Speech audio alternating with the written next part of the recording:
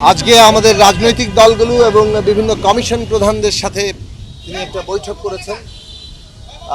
সেই বৈঠকে আমরা জাতিসংঘ মহাসচিবের বাংলাদেশ সফরের জন্য তাকে আমরা ধন্যবাদ জানিয়েছি।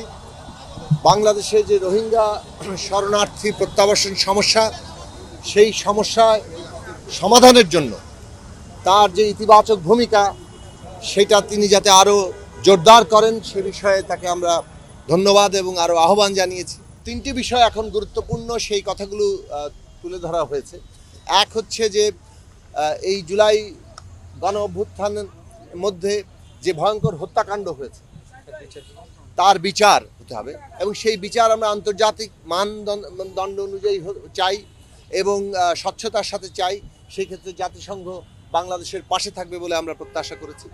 2 নম্বর বিষয় হচ্ছে বাংলাদেশে একটা সংস্কার এখন সকলের দাবি, অর্থাৎ এই দেশটাকে একটা নতুন রাজনৈতিক বন্দোবস্তে নিতে হবে এবং সেই ক্ষেত্রে সংবিধান সহ যে সংস্কারগুলোর প্রশ্ন আছে, আমরা বলেছি যে আমাদের এই পদ্ধতিটা হওয়া উচিত কনসেনসাস, অর্থাৎ ঐক্যমত্য সমঝোতা এর মধ্য দিয়ে।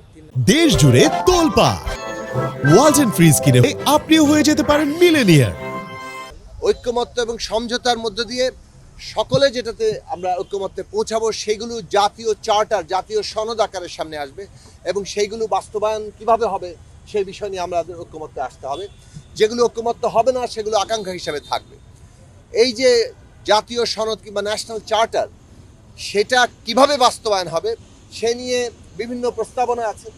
আমরা আমাদের দিক থেকে বলেছি যে এটা জনগণের ইচ্ছা অভিপ্রায় আকারে যাতে হয় সংবিধান সংস্কার সহ সমস্ত, সে কারণেই আগামী সংসদ নির্বাচন সংবিধান সংস্কার পরিষদ হিসেবে হওয়া দরকার, যেখানে এই সংবিধান সংস্কারের প্রশ্নটি জনগণের অভিপ্রায় হিসেবে, জনগণের ম্যান্ডেট নিয়ে আমরা করছি, যাতে করে সংস্কারকৃত সংবিধানটি আর বাংলাদেশের টেকসই হয়, আদালত সেটাকে যথাযথভাবে সুরক্ষা দিতে পারে এবং সেইটা কিভাবে বাস্তবায়ন হবে, কতদিনের মধ্যে হবে, সে নিয়েও রাজনৈতিক দলগুলোর মধ্যে ঐক্যমত্য তৈরি হওয়া দরকার। এইগুলো হচ্ছে বাংলাদেশের সামনে গুরুত্বপূর্ণ এজেন্ডা। সেই এজেন্ডাগুলো নিয়ে আমরা কাজ করছি, এটা আমরা তুলে ধরেছি।